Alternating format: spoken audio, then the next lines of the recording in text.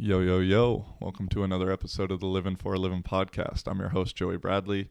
Before I introduce today's guest, I just wanted to give a big thank you to you, the viewer out there, and anybody who's supported me along the way.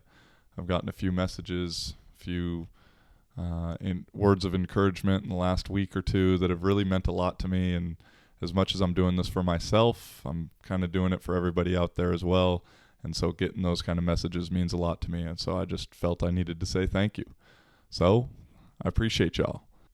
This week's guest has a very interesting life story, especially revolving around American football, as he's a European dude who's had the opportunity to play college football in the States. He's also currently living in Barcelona like myself, and we discuss coronavirus and how it's affected our lives thus far and what we foresee moving forward with this virus. Without any further ado, this week's guest, Adria Moreno. Living for a living, baby. How you doing?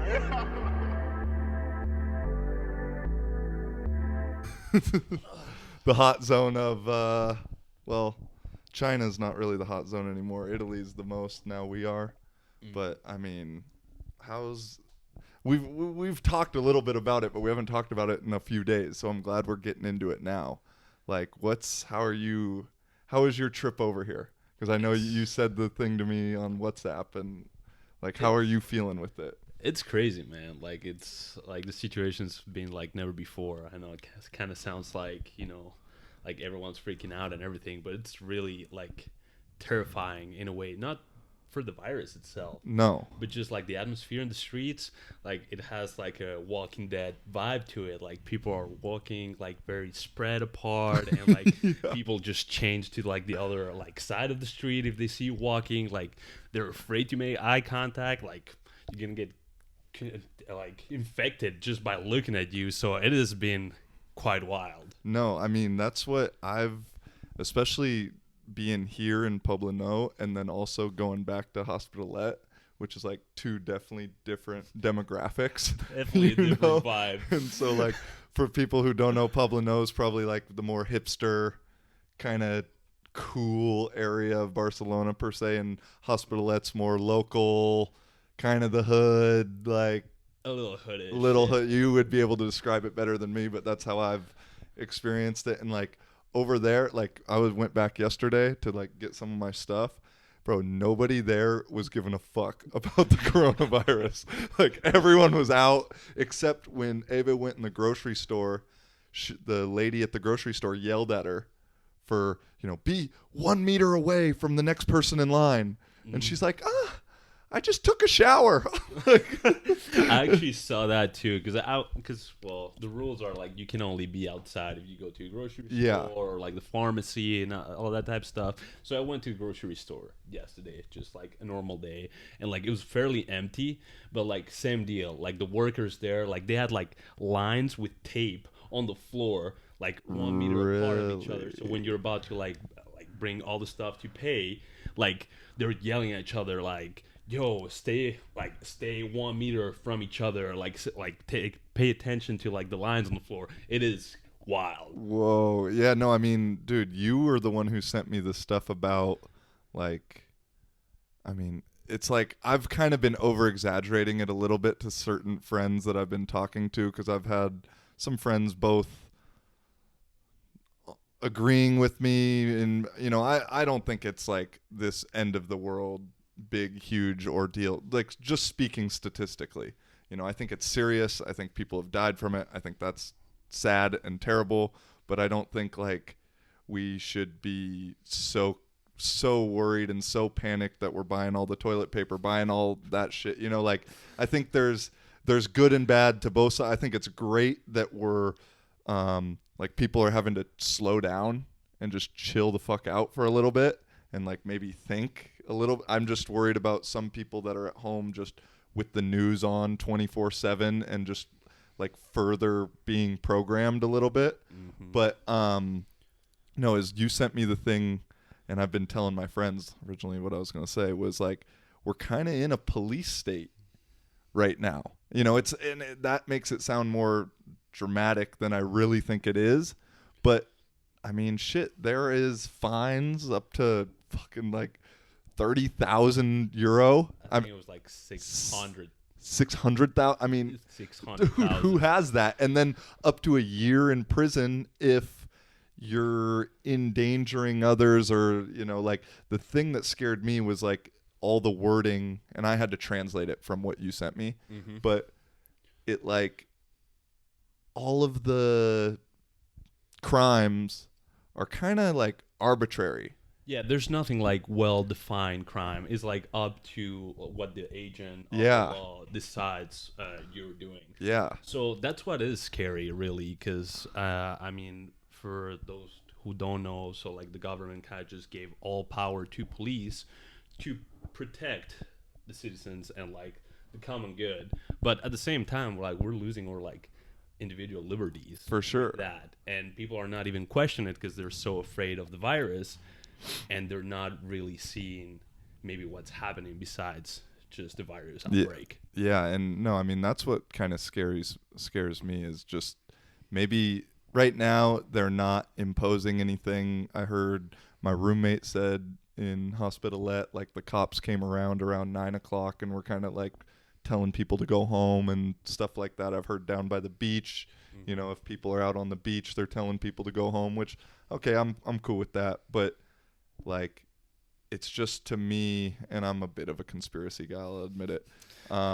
It's like that first step of like normalizing the possibility of the police having the full control, or the bring in the military. You know, I don't think that's so drastic. And well, the military is already deployed in most of Spain. Really? Actually, today was the first day that the military got deployed in Catalonia. I think just the airport. Okay. To help, like, you know, transit like people that are going to the airport, but it's becoming more and more common, so it is something to like keep an eye on. And it feels like a movie a little bit, you know, like that's what when the Sunday before it officially became lockdown, and we're going in the street, and I mean there's a line out the grocery store door, you know, you could just kind of like feel the panic in the air, and like driving, like people are in a rush going, like cutting us off. And I'm just like, oh my, looked at Ava. I was like, just drive defensive right now. Like,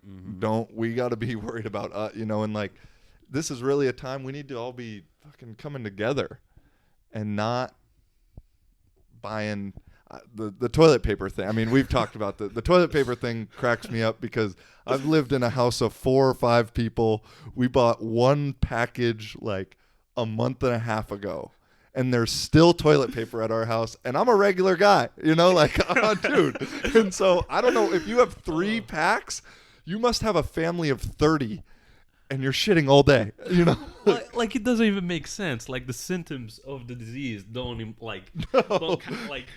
don't have to go to the bathroom more often or anything like that. So I don't understand, and that's like a worldwide phenomenon. Because for sure, talking to like my guys in South Dakota, and like it's happening there too. Yeah, California, Florida, everywhere I've seen on Instagram stories, it's happening right now. And so, dude, but I love your little illustration. Yeah, I could call it of like TP's gone, end of the world, basically. Because I mean, that's what it feels like. People are like losing their mind over TP, and like there's this like rush of people going to a grocery store like it's doomsday. Dude, when like they keep repeating on the news that there's enough supply for everyone, we're not going to starve. Like, no, it's not going to end up like society as we know it. No, and like everything is still open. I mean, I think it's pretty much similar. I was talking to a friend in Florida this morning. I've talked with my folks back in Seattle, my dad in St. Louis, California. Like everywhere, for the most part, it's supermarkets are open, pharmacies are open, restaurants are either like half open, only takeaway, only delivery. Yep. And I mean, things are still open. I mean, to get food, to get toilet paper, to get all these like necessities, that it just that whole rush before. But I think it's like a psychological thing, you know, like I think someone needs to, if I'm in master's psychology thesis right now, dude, you just got a topic handed to you of, absolutely, you know, why do people buy all the toilet paper when the end of the world is coming? But like, it's been, I mean, how I was because you're staying with your grandma right now before Germany, and I mean, what's her opinion of it right now? Like, how does she see it? Well, I mean, she's been struggling with it. Like, I would say, like, she's like the perfect example of like an average population that's been like watching news like all the time. So now that I'm home, I kind of just try to like de-escalate the situation. You know, like there's no really reason to panic. Let's be smart about it. Like, take the right moves, like take the right approach. Wash your hands. Like, do all the right things. But like, I start like turning the news off because like the news are literally just panic, and like they're throwing like these stats at you that are not really scary. Yeah. Because when you really look at the stats, like there's nothing to be panicked about. Yet they turn it into like this terror story, and like you should be afraid, and like kind of just like, I mean, I'm not a conspiracy guy at all. But like all the news have like this propagandistic tone to it, kind of just like, you know, making you think that the situation is worse than what it is, which, I mean, I want to make clear, the situation is bad, and like people are dying and everything, but like it seems like the world is ending. Yeah. And it's not. No. And I mean, it's, you know, like I've said, I think that it's a serious thing going on. Like, obviously you'd rather not have it than have it. Like, those are all like common sense kind of things.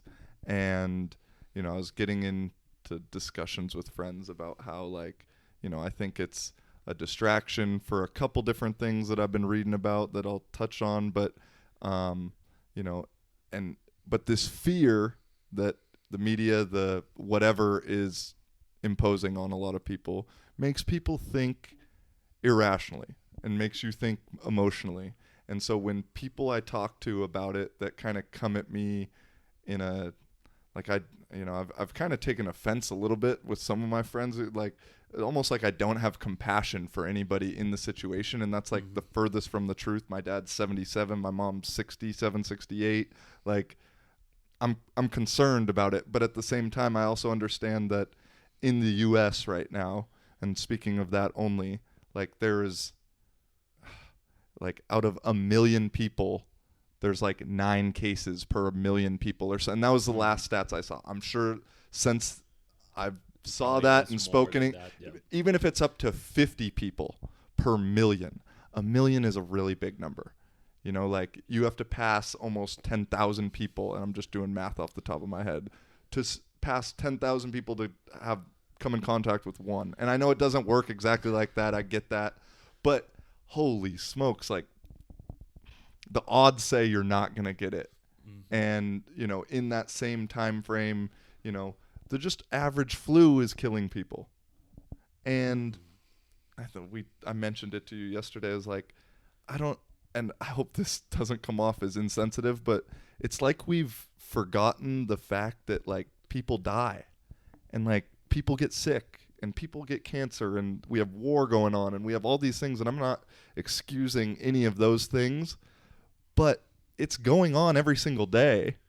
But I feel with that, like going off what you said, like cancer has been normalized, you know? Totally. Like, people know that people die from cancer, and that's a normal thing because there's not a cure yet. Yeah. So that's not out of the ordinary. So this has come out of nowhere and caught a lot of people by surprise, and like people are dying, and that's what's panicking people. Like, we don't know where this came from, really. Like we don't see a solution, and we see that a lot of people are getting infected, and like people are dying. So I feel that has to do with that. For sure. Yeah, and like if a news headline says, you know, 300 people died this week from this thing, like at surface level, that seems like a lot. You know, 300 people is a lot of people. But out of 300 or 7 billion in the world, and then you take it down to, you know, in whatever the population of each country is, Italy, Spain, US, all different, you know, like it is a very, very small percentage, and that many people were dying regardless. And I mean, again, I feel like I'm sounding like a terrible human being right now, and I don't really care in a way because I think it needs to be said. But I've kind of actually changed my tune a little bit because I was kind of negative in a way because it's affected me from a financial standpoint already. With my season is essentially canceled. Mm-hmm. I was practicing on a Wednesday and told on a Saturday or a Sunday that like, hey, it's over. You know, we're not paying you anymore, and eventually you got to get out of the apartment. You know, I mean, Pioneers have been super cool about it. Bart's been great, but still, I mean, it is what it is. You know, like, life. And so. I mean, I'm at this point now where I'm still affected. I don't have a job now. I don't have a source of income like that I was having, and thinking, okay, well, what am I about to do now? And even with all of that, like, I feel I'm able to step back and zoom out and look at it from a like broad spectrum. And same shit with you. I mean, Germany's already been delayed for you. What? Mm-hmm. A month for now. I was supposed to leave at the end of the month on the 30th, and now the earliest thing I'm going to be there is the 26th, hopefully. Of April, yeah. On the bright side, I mean, the season's supposed to go on, and it's only delayed, not suspended, but we still don't know. I mean, we don't know how this quarantine will last, so as right now, the only thing that we can do is just kind of take it day by day, and kind of just focus on the positive side, because like at the same time, if you look at the big picture, like, we don't know how long we're going to be doing this. You kind of just have to take it one step at a time. You know, it's frustrating being locked down, not being able to do what you want to do, but I mean, trying to look at the positive side. Sure. I haven't been so productive working in a long time. No. Like, I have so much time in my hands to like use it for positive stuff at the end of the day. No, and I mean, dude, like I said, I've seen the positives already with just getting the stuff we got done already today and this last week. That, I mean, I think we get it done eventually, but there's no more excuses. We're both going to the gym. We both got our other little thing, our other little lives, and now it's like, well, home workout on the terrace, eat, sleep, and now what? And so, no, I mean, I'm stoked that we had to come over here and, you know, break the rules to get here essentially. But, you know, and this will provide even more content and some more work that we didn't have we didn't have it scheduled. We knew we were going to do this, but we didn't have it it's today. And now I said yesterday, we're doing it tomorrow. Okay, I don't have anything else to do. So, no, there are positives to come out of it. I just I just hope that people can really see what's going on at times and not, you know, react so fear-based. You know, I think this could be a great learning lesson for the masses, that, you know, we don't need to react emotionally to everything, because if you're reacting emotionally, like, you don't have control.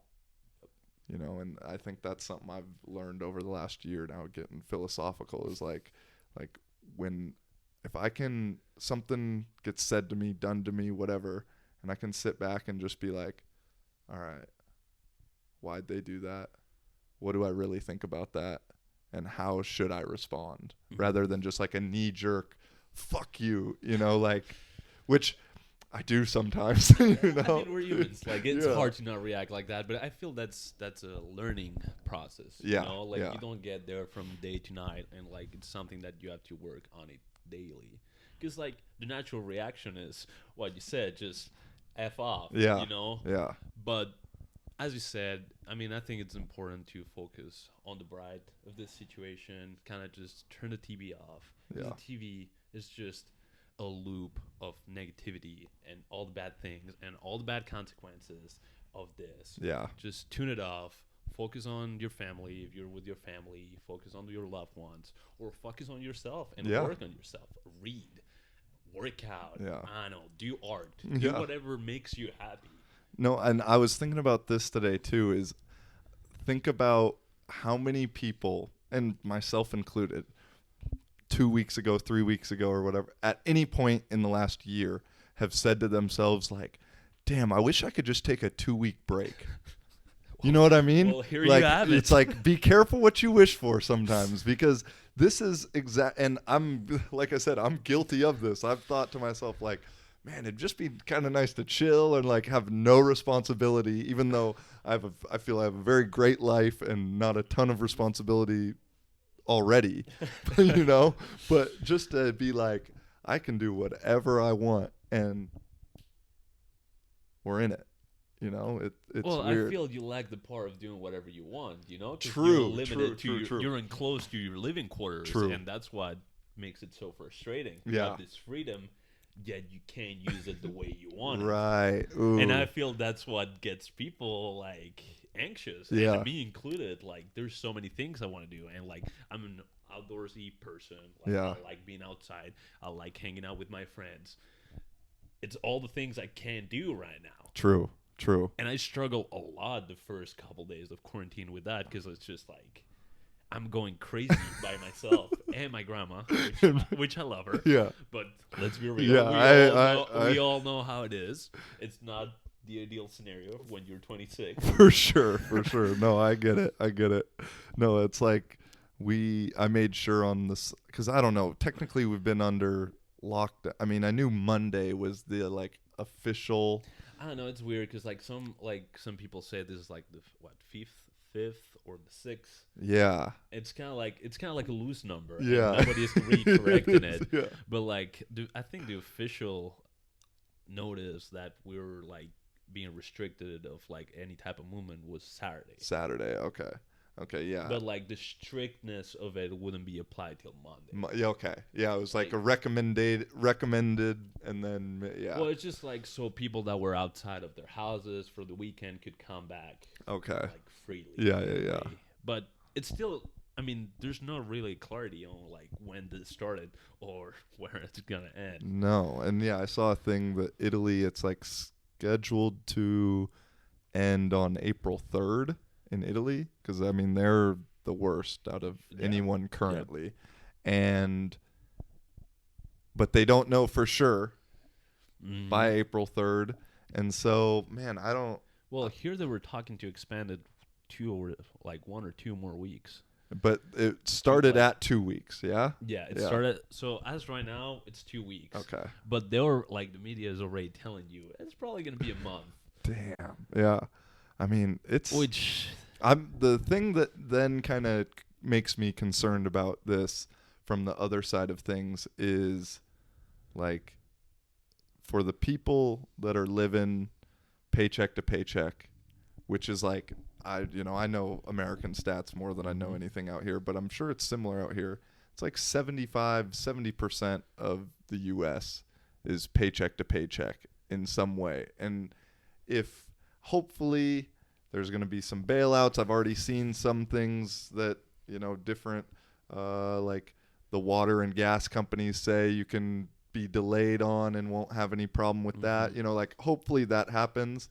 But I worry about, I got quite a few homies that are working the restaurant, working the bar with family. I'm lucky and it's just me that I got to worry about. Yep. But have families that missing a week to a month of tips and salary is hurting them, and so that's the one thing that I think maybe, like I said, it hurt me financially too. I'm just not as worried. I think it's going to be okay. Like I lost my job or whatever, but that's what you said. It's just you. So it's just me. And I got a little bit saved up and I know how to live super modestly, but I don't have a 2-year-old and a 4-year-old's mouths to feed, or like it's all relative. And so I just get concerned for those people and like friends that I have that, man, I just hope that everything gets done right. Soon as possible. Yeah, it gets done as soon as possible. And if they're struggling, there's something in place that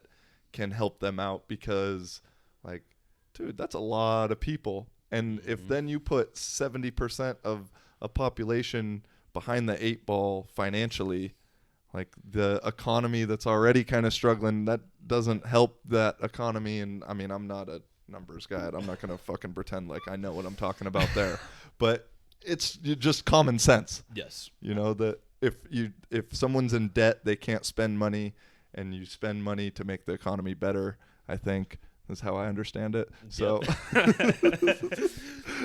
I'm not a numbers guy either, but it's clear that this situation is putting a lot of people in in a very hard position. Like, just think about all the business startup guys. True. Like Wonka. Wonka. Like, his gym's been open for 8 months now. True. And now you put them under this. I mean, yeah, at the end of the month, like, they're going to be having issues financially. And that's not just them, it's everyone that's self-employed and not working for a big company.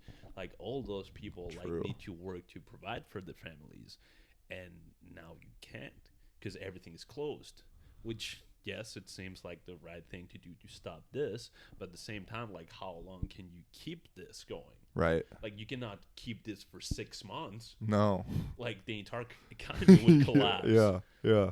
So, I don't know how, I guess the big question is how you solve this. Yeah.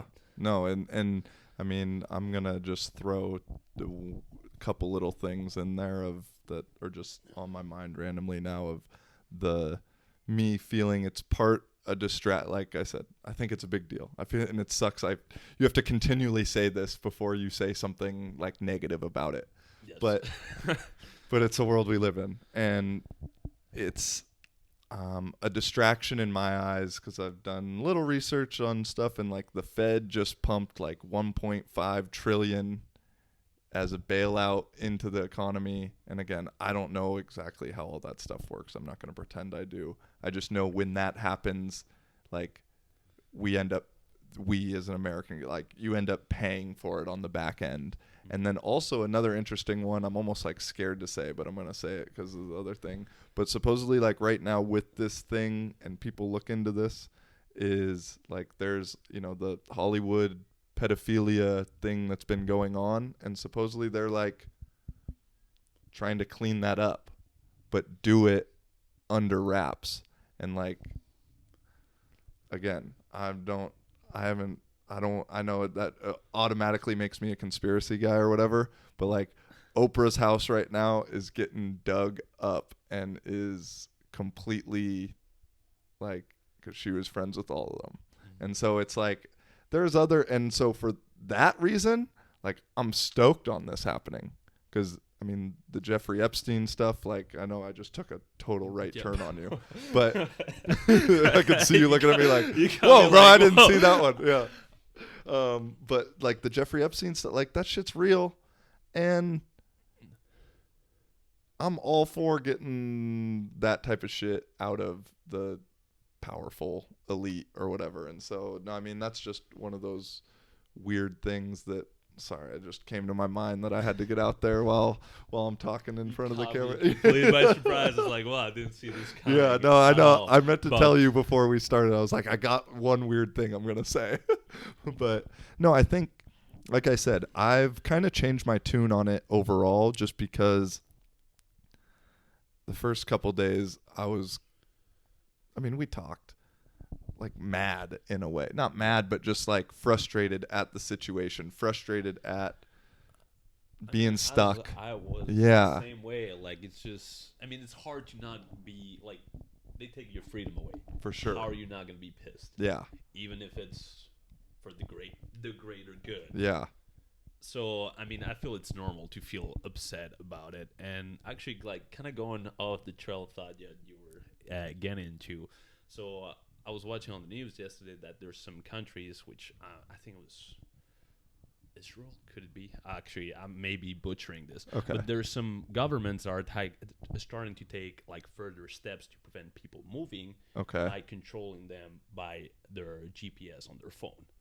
Whoa, I didn't even see that. Yes, I need to get more information on it before I start ranting yeah. But like, that's something that needs to be checked, because like that's dangerous. For sure. Like, for sure. Like, your privacy is going to disappear under the pretext of like safety. Yeah. No, and that was my little thing is act got passed or is in the process of getting passed, that's essentially making it like legal so all that calls and texts. Calls, texts, emails, messages, you name it, is fair game for the government to read, and so that's exclusively on the U.S. only U.S. exactly, yeah. And so, like, dude, but like I said, you talk to, and I don't know, I haven't asked everybody I know. I'm just assuming that not a lot of people know that that's actually going on right now. And well, because people are preoccupied with the terror of the coronavirus. Exactly. So maybe there is more going on than just the virus. True. Like, I don't know. I would say, like, keep your eyes open. For like, sure. There's a lot of things going on beside the virus, yet the only thing you see on the news is the spread of the corona. Yeah. And social distancing is now a hot topic, or a key phrase. That story you told me, like, the other day. Oh yeah. Okay, I'll tell it. I'll tell it. Yeah. You got it. So my mom is walking. My mom lives in Washington, and she walks her dogs with the neighbor lady every morning, and they're walking. And I think it's snowy back in Seattle right now, she said. And another lady comes up to her, and they walk, and they maybe get 20, 15 feet apart, and all of a sudden the other lady like throws her hands up. It's like social distancing, and like backing around, like, you know, like there's something in the middle of them. And my mom was like, "What the fuck is going on?" And then she was like, "Oh," and recognized the lady from one of my friends from childhood's mom. It's like, "Oh, is that you? Oh, hey, how's it going?" And they come next to each other and start talking. And so it's just like, oh my goodness, what is happening? What is going on right now? Let me see who we got in here right now. And first time doing the show live. Yeah, this is the first time live. Everybody who's hopped in here. Damn, dude, we got a few people. I don't know who's left and who's joined, but yo, whoever's in here, what's up to you guys? Any people that have any questions? Yeah, any questions or anything anybody has in the live or wants to say anything, type it up or not, and we'll just keep talking about whatever the hell we want to talk about. But interesting. I got all my Polish homies in here. Awesome. Dobre gówno. That's good shit in Polish. I made it up though. Yeah. But shit. All right. You got anything else on Corona? Maybe we'll come back. If someone has a question, we can come back to it. That's what, like I said, I wanted to do this. I don't know what, it's a new idea for me, but any other, then I want to talk about you. Oh.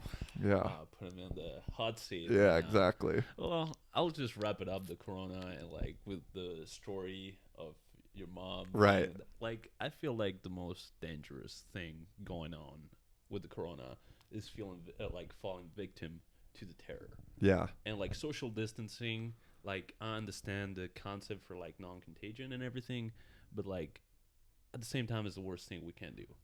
You know? Like we should come together. Yeah. Not being apart. And I feel that's happening. Like when I went to the grocery store or like walking down the street and people are even afraid to look at you on your face, like that's gonna get them infected. For sure. Like, that's dangerous. Like, and that itself can be contagious for after this thing ends. Mm-hmm. And no, it's weird you say that, because I was walking back here yesterday with some of my stuff, and I've experienced exactly what you said about people kind of not wanting to look at you and, you know, avoiding, like, kind of scurrying by you. But this one dude was walking his dog, and he had his face covered with like a not a mask, but like a scarf kind of thing. And we made eye contact, and I smiled, and I couldn't see the smile, but you could tell he was smiling in his eyes, like a big smile. And it literally like made my day better, you know, because of the other kind of not negative, but not positive. But definitely not. Very neutral, you know, very neutral instances. And I mean, I would dare to say leaning towards negative. I mean, I know, like the situation sucks. Yeah. And it sucks for everybody. So I feel just, you know, try to cheer up. Like, be happy. Like, if you start smiling to people, like, everything kind of just brightens up, you know? True. And kind of just, start getting that upward spiral instead of this downward spiral. Because, like, I mean, as I said, situation sucks, and like everyone have their reasons to be sad and like unhappy, but there's nothing you can do about it. No. So at least try to, like, going back to what we've been saying for like 30 minutes now, just Yeah. try to take the positive stand on all this and kind of just look at the good things instead of the bad things. For sure. I'm with it, bro. Yeah, I mean, I'm kind of sick and tired of talking For about sure, it. I know. Like, it's like 24/7 True. hot topic, but I think it's important to like share what we had to say. True. And keep like a different perspective. No, and it is I agree. I'm kind of tired of talking. I've viewed this as like a get it all off my chest and have it now on. we can now move have it on. on that. Yeah. And so let's move on, man. Let's for sure move on. And I mean, dude, you've had probably a more interesting path than most people I know, like regarding football and regarding sports. You know, I think I've had a pretty wild path football wise, but I mean, to go as a Spanish dude, but then I guess you're also in France too, but you know, I'll let you do it. But then also ultimately going from Spain to the US, playing college football there, and then now coming back to Europe and playing professional in Europe is like, I know it's a lot of like European dudes' dreams, pretty much, you know, and I don't know what the stats are on it, but I think you're probably one of the few that have done it and are now continuing to do it. And so, I mean, when did you first start? I know you told me this when we first met, but I'm glad I don't fully remember all the details, and so I got to ask certain questions. Now you can have on tape. Exactly. So I'll remember forever. And so like, when did you start playing ball again? Okay, so this is a really long story. Yeah, I know. Here for a while, yeah, that's okay. but so I didn't really start playing ball till I was like 15. So I actually started playing ball quite late. Yeah. I mean, especially if you compare it to like the US guys. But I kind of grew up with football. Okay. Like, I know I mentioned this in the past, but my dad played before me. So like, I mean, there's pictures of 3-year-old me with a football on the beach and just playing around. So it's kind of always been around me, but I never really actually started playing until I was 15, because I was living in France at the time, and there was no teams around me. So obviously I couldn't start earlier. So it's when I came back to Spain that I actually started playing. Okay. Because there was a team that I could actually go and play. So. And so it was what? It was with the Drax to start, or no, with I actually started in Bufals. Bufal. Ah, okay. So I've been to 3 of the major teams in Barcelona area. So like for the cadet or like the under 15, I started playing in Bufals. And I played there a couple years, I believe. Yeah, that was long ago. Man. We're talking about 10 years ago. Yeah. So I played there for a couple years, and I mean, situation. Like, I was not getting what I wanted, so I decided to go for a bigger challenge, and that's when I moved to Drax for the junior, which is the under 19. And then for the senior, I ended up going to Piones, which I consider like my team. Your team now. Here in Spain. And what's like your memory of playing youth football, or, you know, like junior football, like with, your friends at school, or like, what the hell are you doing? You know, like, how do you remember it now and reflect on it now? It's wild. Honestly, like, looking where I started, it's very hard to believe I made it where I am right now. Like, let's be real. Like, I started playing, like, when I was 15, and, like, I really had no idea of anything. So, like, and as you said, for, like, your American watchers and listeners, like, academics and sports are completely non-related. Totally. Here. Yeah. So, like, if you do a sport, you go to a club. So there's not really a possibility of doing multi-sports like the U.S. because, like, everyone plays football, baseball, basketball at the same time because everything is, like, related to academics. So you have it right there in high school. So I decided to play football. So that's the only thing I was doing. And like there was a couple guys in my high school that played with me, and eventually they quit it or everything. But like, yeah, you're kind of like an oddball, like going to freaking high school with all the pads and shit. Like people are not used to seeing that. It's like, who is this guy? For sure. But yeah, I mean, it was really good. I mean, there's ups and downs and everything, but it's, like I fell in love with the game, and I started being good at it. I put the work. I started working really hard. I really dedicated myself since like almost day one. Like I never missed a practice like in my entire life. And I don't know, like I started training and eventually like from day one was the plan like I want to go play in the States, or like what was the mindset and how did that idea formulate? I mean, that was more a dream than anything. I mean, I started playing in Spain. Like, you don't think you're gonna like no, you're not gonna make it. But obviously, it's a dream. Of course, everyone wants to go play in the NFL, and everyone says it. But I mean, let's be real.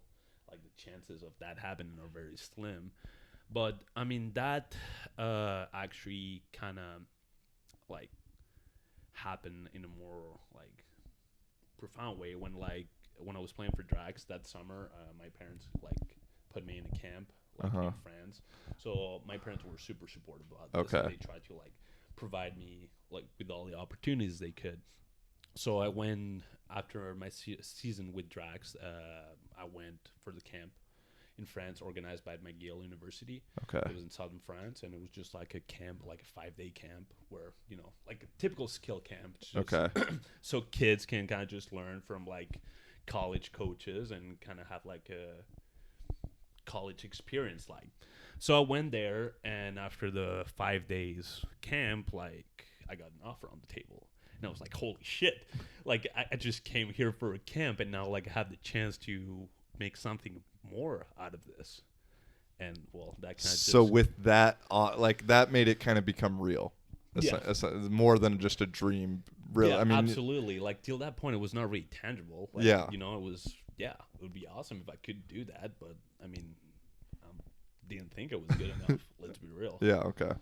And then, so you get that, and then did the commitment improve, or I mean, you were already super committed, but then how did that, like it becoming tangible, then change like how you viewed it? And like that's when like my commitment became like absolute. Like I live, breathe, and eat for football, and like that's all I wanted, because like I really wanted that dream to actually become through.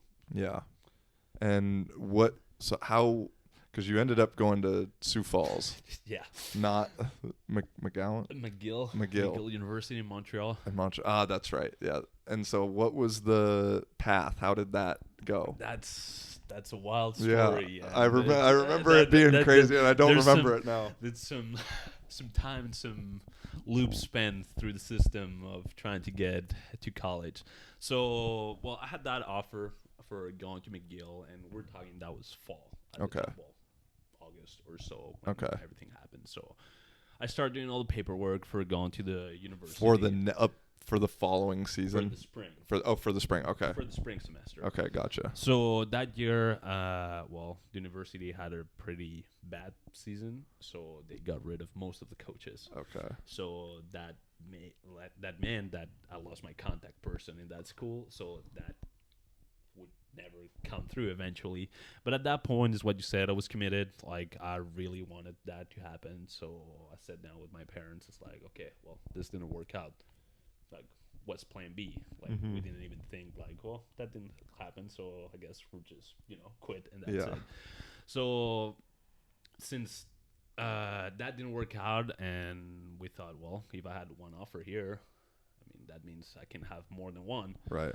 So I was ambitious, let's be real. So I started contacting like top schools, like D1 schools. Like I had like my little highlight tape from Spain. Like handheld recorded by my parents, because at the time we didn't even have or recordings were terrible. So like my mom and my dad will come to the game just to record me, so I would have. So they're almost like individual highlight tapes. Damn near. I'll have to show Dude, you. Dude, please, if you can, I would love to you, link that to this right now. That'd be crazy.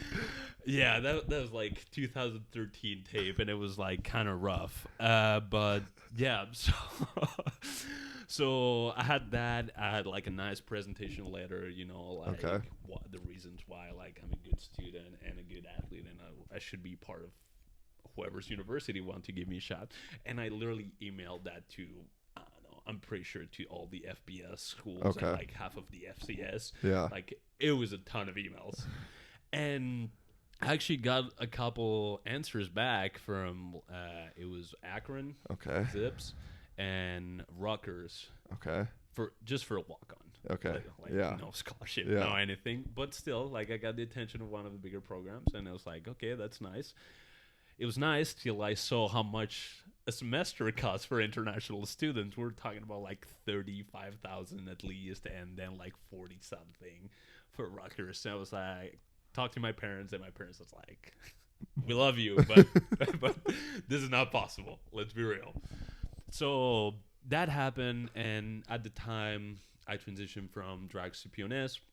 I was practicing with PNS due to some unfortunate events that happened that didn't allow me to play, and I became really friends with the imports there, and they kind of just walked me through how to handle all this, because like you don't like when you play a ball in Europe, you don't know how the US system works. And I was learning as I was going. Like I was literally just hitting in the dark and hoping that it'll just turn out fine. And so those it's a lot more than just like playing and getting noticed and it happening, the clearinghouse, getting the right connections, having the money, having, the everything, it's more than just that. It's a lot. Yeah. It is a lot. And like I didn't even know what the clearinghouse was. Like I didn't know the academics were different. Because like with what I studied here, I was not eligible right away because I was missing credits. Because like high school here and high school in the US is different. Like you're missing, like you have options here to specialize yourself like already in high school. So like I did like the art high school because I knew I wanted to be in this artist vibe already. Gotcha. So I was missing math credits for college. So I was not eligible right away. But that's damn. That will be explained later. Okay. So at that point, as I said, going back, I was talking to the imports, and they recommended me to try to go to a JUCO, because that way I would get my credits that I was missing. Yep. I would get playing time in the U.S., and hopefully I get noticed by a bigger program. So I did that, contacted a few JUCOs. I committed to one, and like a week before leaving, more or less, I got a letter from the NCAA saying that I played semi-pro, and that counted towards my eligibility. So I only had 1 year left out of my 5. Damn. So I had to shut that down real quick, because it's like I'm not going to go to a JUCO for only 1 year.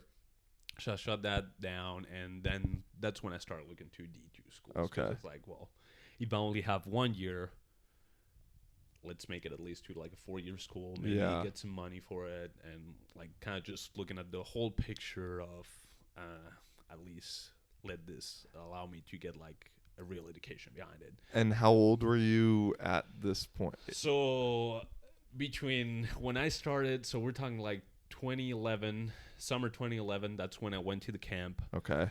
Now we're talking about 2013. Dang. And so I'm talking to teams then, and what was it? Oh yeah, so I was playing for PNS. So I was wrapping up my season with PNS in July, because we played the EFL championship, and I was supposed to go to JUCO right away. So I had to cancel that down, and then I couldn't play the 2014 season because that would count as well for my eligibility. Because for whatever reason, the NCAA thinks that playing in Europe is the same as playing in college, which very questionable decision if you ask me. Very, yes. But that's the rules, and that's how it is. So that's when I started looking at D2 schools, and I ran into USF and like the people from the compliance. And there was just a random email with them, or there was no prior connections? No, Just random email. Like the OC, like what he saw. Like, I mean, granted at the time I was like 6'5", like 220, fairly Okay. fast. That's the type of receiver that they were looking for. I started talking to the coach. We Skyped a couple times, and he was really, really into it. Well, into me, I guess. yeah. And so For you're bringing like me- 21, No, I was 19 at 19. the time. Okay. 19 turning 20. Okay. Okay. I'm from September. Come on, man. Okay. It's like tough to, because I know you're 26 now and ended 2 years ago, basically. And so Yeah. I know you ended up getting another year back through it. I got 2 years 2 back, years so I ended back, up okay. playing like 3 years instead of the 4. Okay. So I did 4 years because you know how it is. You have 5 to play 4. Right. So I had 4 to play 3. Okay. And so USF says, let's rock, basically. Yep. And they helped me with the clearinghouse situation. They got me 2 years back. So as I said, I was back Okay. to 3. So at that point, it's like, let's do this. And so you pack up the bags and August- go from August Barcelona, 2014. Spain August 2014. to Sioux Falls, South Dakota. To Sioux Falls, South Dakota. Like, I'll never forget getting out of the plane. It's like, why does it smell like cow shit? And why is it? What time of year was it cold there? Or? No, it was summer. Okay, It was okay, summer, summer, so it was okay. like hot and humid actually. So Yeah, you get off the plane, summer, and what's the initial first impression of South Dakota? I don't even know. At that point, like I was so sleep deprived as like, I mean, I'm questioning what I'm doing with my life. Like I didn't even know where South Dakota was on the map. I didn't even know where I was going really. So I get there. Just knew I'm going to America, basically. Yes, Yeah. yes. It's like, fuck it, I've done it. Yeah. Like, I'm in. I don't even know where I'm going, but I'm in. And I get there, it's just like flat. That's flat and windy and humid. That's that's my outtake of For 30 sure. seconds in South Dakota. Yeah, no, I was in North Dakota, and that's exactly how I describe North Dakota as well. And so, what was the first, like, I mean, you obviously do summer camp, all that stuff, and what was your first, like, oh shit, I'm actually in college football in the States moment, and this is different than what I've been doing? Shit, I would say that's my first one-on-one against a DB that pressed the crap out of me. It's like, holy shit, people actually know how to play here. Like, it was, I don't know, it was a very humbling experience. Yeah. Because, I mean, you know, I was 20. Like, And you're the man here. I was a man here. I was arguably one of the best receivers in Spain. Like, I really didn't have much competition here. And getting there, and you were just one more, you know? Like, yes, Yeah. you have talent, but that doesn't mean shit there if you don't work. So, yeah, like, my first semester there was, like, kind of just life-changing. Yeah. You know, like, the work ethic, like, the work commitment, like, the time you have to spend in college, like, the amount of hours, film, meetings, everything. It's just, there's nothing compared to it here. How was like learning the playbook for you as a new guy? Because I just know how some of the playbooks I've came into in Europe are, and then college wise are a little bit different with route conversions and stuff. Like how was Yeah. that for you? Or playbook in Pionez was like 2 sheets of paper basically and all drawn up, and we kind of just called like the routes by numbers, so Okay. like all the plays were like numbers, so it was super easy. I mean, I'm kind of geeky with that stuff, so I didn't have like any problems learning the playbook, but like the reads and like the route conversions, that's like all the football IQ I never had, because like you don't learn that here, Right. you know, like adapting on the fly, being able to read the defense, like all that stuff, that's probably what I struggled the most. And how long did it take you to get that?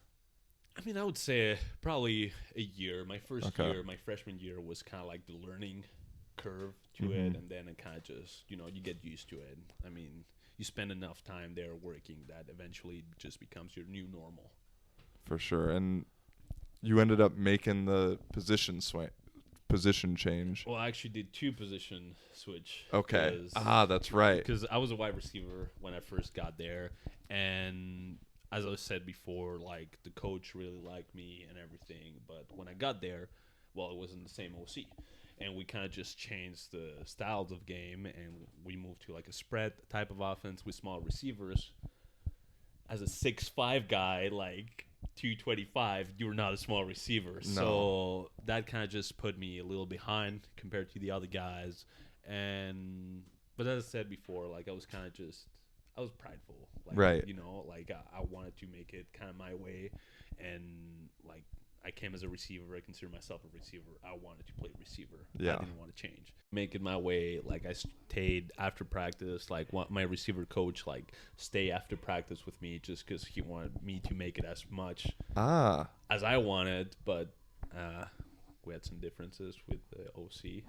And eventually, after 2 years of trying to make it my way, I kind of just, okay, like I know this is not going to happen. So I was willing to make this switch to tight end. Okay. And as a tight end, I fit more the system with my size and weight, and didn't go as well as I wanted, to be honest. And eventually, I changed again position my senior year and played the end. And then played quite a bit, right? Yeah. I mean, I was not technically a starter. Like, I was, like, the third guy in. But, like, we had a pretty dynamic rotation. So, like, I was playing, like, every game and quite a bit. And all things considered, I never played the end before. Right. So, yeah, I did some job. Yeah. I did some work. What's your moment you remember most from, like, playing DN? Or, I guess, both because you didn't get to play much at all at a receiver? No, and as tight end, I played a little bit, but just kind of garbage time. Garbage time. So as DN, like, what's your kind of moment you really remember of, like? I mean, I had a couple weeks so I became really good in special teams, especially in field goal block. Okay. Like I blocked like 3 field goals like in the season, okay. And that was kind of like. I kind of took it like as my little. That was your pride. role, yeah. Yeah, you know, like at that point, you know, I've been 4 years working my ass off, and it's like I'll take what I can, and we're playing our rival school like Augustana. Okay. And like so, it's like a huge game, you know, like it's this huge rivalry and everything. And I got to block an extra point, like jumping through, like between the center and the guard, like over and like blocking it, and like the crowd went crazy. So I think that's definitely a milestone. That's sick. It was always like it's such an important game for like the community, because you have to think that USF and Augustana are literally 2 blocks apart. Oh damn! Like literally, you can just toss a rock from freaking USF to Augustana, and there's like this huge rivalry. Like Augie people hate USF guys, and it's the versa. same town basically. Yeah. Dang. Yeah. As a European guy, getting 4 years in the U.S. and in like arguably the center of the U.S., you know, and being a kind of artsy guy, probably more on the liberal side than and I know how South Dakota can be. What's some of your experiences with that? Dude, it was hard. Yeah. It was really hard because, I grew up here. I mean, I kind of grew up all over the place. But, like, Barcelona was, like, my hometown, and it's a very touristy town. So you get exposed to, like, different type of cultures, and you're open to, like, different points of view, and you're open to, like, different people having their own ways. So when I got there, and, like, you have to know that USF is a private Christian school, so, like, that was a very, like, specific niche of, like, American society. Like, you're in the Midwest, in a Christian school, so people tend to have, like, very conservative points of view and very kind of just narrow and not definitely not comfortable with new stuff. I'm not saying that's everyone, and I'm not generalizing, but that's the vibe. Yeah. And that's the way it is. Yeah. So, I don't know. Like, I try to, like, look at the positive side of it, and, like, it make me a much better critical thinker. Like I was exposed like in a philosophically speaking or like way of thinking a hostile territory because it was all like different ideas than like the way I see, I don't know, simple things, life in general. So it made me like understand why I believe in certain things or like why I think the way I think, and it helped it helped me be a better like arguer, like Okay. I'm able to express why I think or like the way I see something, because I was like exposed to so much conflict and I had to defend my point of view so many times.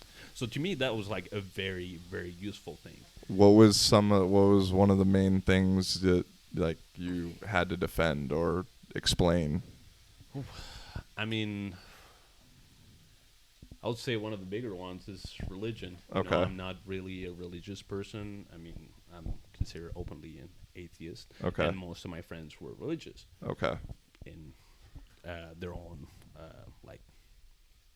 denomination and Mm-hmm. different denominations and like on faith. But that was a very like a topic that repeated itself a lot. So like, and people ask me why, or like they just kind of thought of me as a lesser person because I'm a faithless person, and just trying to explain that and like the kind of prove that you can be as good as a person without believing the same things that they believe.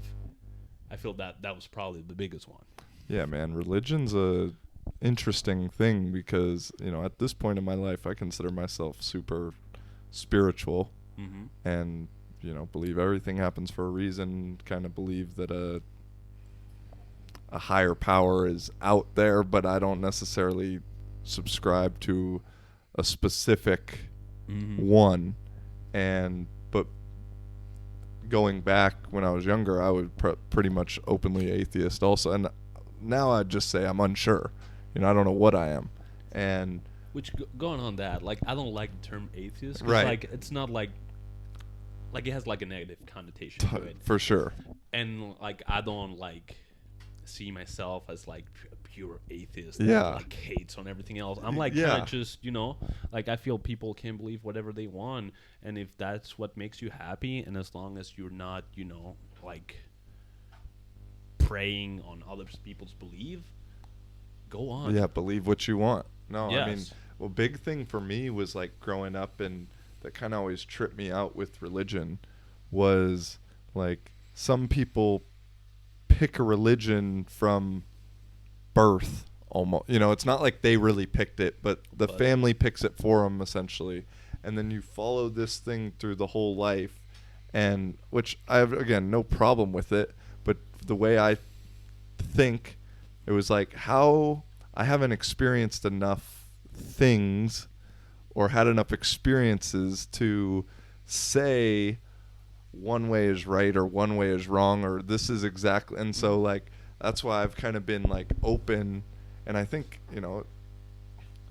I think we all think we're right, in that regard, but it's like the reason I think I'm right or whatever is because I've been open to hearing what a Christian has to say or a Jewish person or Islam, or a non-believer or agnostic or Scientologist, Actually, I took it there. Yeah, I know for sure. Because I took at North Dakota, I had a like history of religion class or some kind of class like that, and we had to do a report on like I don't know what like a far out religion basically. Okay. And so I chose Scientology just because like I was curious about then. To all those Scientologists out there, bless your heart. I just can't get behind that one. That one's a little weird. But at the same time, who am I to judge? And Exactly. as long as you're, like you said, you're not preying on somebody else and forcing your beliefs on someone else. And at the end of the day, if it makes you a nice person, then I'm cool with believing whatever you want to believe. And that's like a thing that I think we're getting there with social media. Like the it's showing. I and that's a big thing I try and do with this, of like talking with all kinds of people is that at the core we're all pretty similar. We all have very similar desires, and we all want to eat, have shelter, the basics. And if you just take a little bit of time to talk to somebody you may disagree with, and I mean, I'm sure you saw this while you were having to defend yourself, and some people are talking not to understand or arguing not to, it's just to get out what they want to say. But if you're truly open and like want to have a conversation or a discussion or whatever, like two people from completely different sides of the spectrum who at the end they still might not agree